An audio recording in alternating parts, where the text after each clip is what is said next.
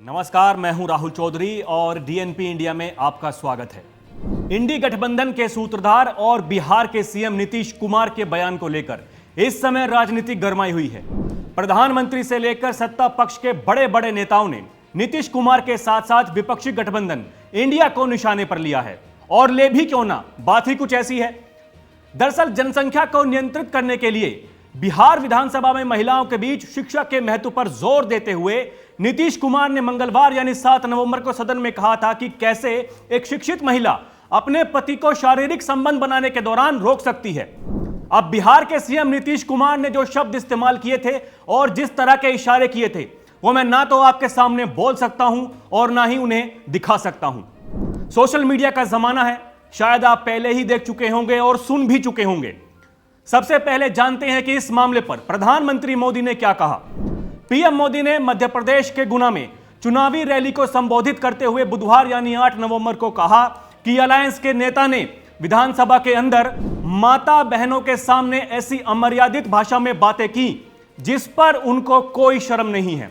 उन्होंने कहा कि जो इंडी गठबंधन के नेता झंडा लेकर घूम रहे हैं, जो देश की वर्तमान सरकार को उखाड़ फेंकने के लिए भांति भांति का खेल खेल रहे हैं, उसी इंडिया गठबंधन के नेता ने विधानसभा के अंदर जिस सभा में माता बहनें मौजूद थीं, ऐसी भाषा में गंदी बातें की जिसकी कोई कल्पना भी नहीं कर सकता है।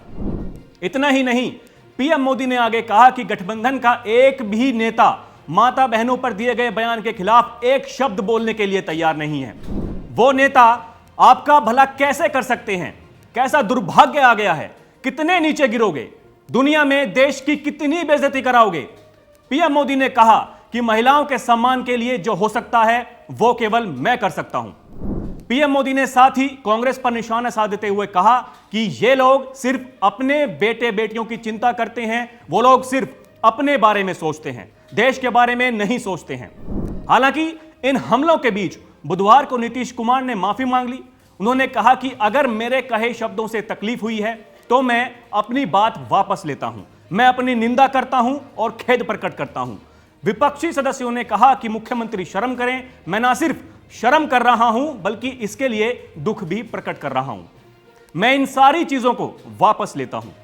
वहीं बीजेपी के तमाम नेता नीतीश कुमार से इस्तीफे की मांग कर रहे हैं।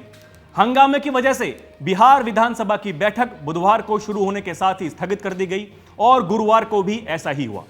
राष्ट्रीय महिला आयोग ने भी नीतीश कुमार के बयान की निंदा की और उन्हें बिना शर्त माफी मांगने को कहा।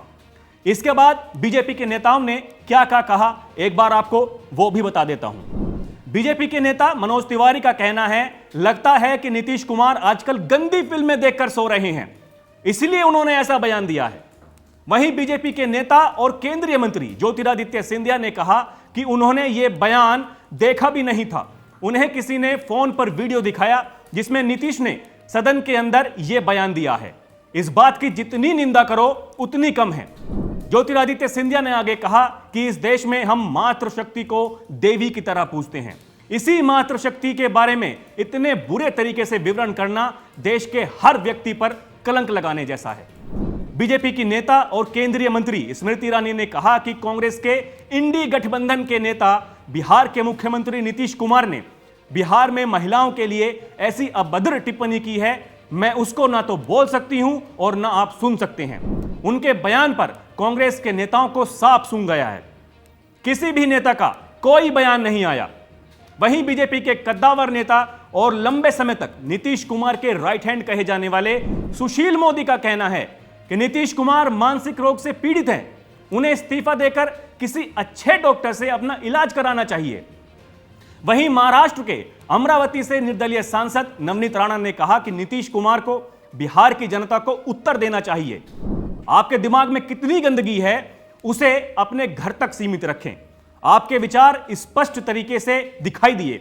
जिस तरह से आपने महिलाओं और बेटियों के बारे में कहा है, आपको बिहार की महिलाओं के साथ साथ पूरे देश की महिलाओं और बेटियों को न्याय दिलाने की बात करनी चाहिए।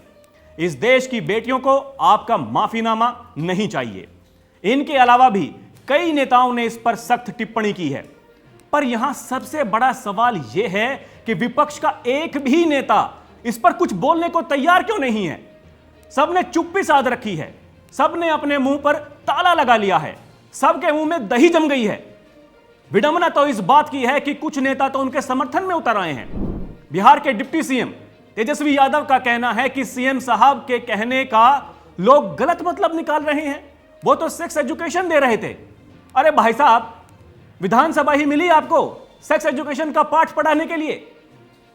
एक टीवी चैनल से बात करते हुए नीतीश कुमार के सलाहकार और वरिष्ठ नेता केसी त्यागी का कहना है कि जी वो तो एनसीईआरटी की किताब में लिखा हुआ है, उसका वर्णन कर रहे थे नीतीश कुमार। मतलब कुछ भी विधानसभा के अंदर, जिसको लोग लोकतंत्र का मंदिर कहते हैं, आप वहां टीचर बनकर ऐसा पाठ पढ़ाएंगे। वहीं कांग्रेस के वरिष्ठ नेता अधीर रंजन चौधरी का कहना है कि नीतीश कुमार का कोई गलत मतलब नहीं था। ऐसे तो सभी लोग आपस में बात करते हैं, विधानसभा में थोड़े ही। इन भाई साहब को कुछ गलत नहीं लग रहा है। मतलब शर्मिंदगी की हद देखिए आप। लोकतंत्र की दुहाई देने वाला, संविधान की बात करने वाला ये विपक्षी गठबंधन इंडिया अलायंस आज नीतीश कुमार के इस बयान पर एक शब्द भी बोलने को तैयार नहीं है। सबसे बड़ा दुर्भाग्य इस देश के लिए और क्या हो सकता है? अगर आपके पास इसका कोई उत्तर है तो हमें बताइएगा जरूर। अभी के लिए इतना ही। खबरों का सिलसिला जारी है, आप देखते रहिए डीएनपी इंडिया। नमस्कार।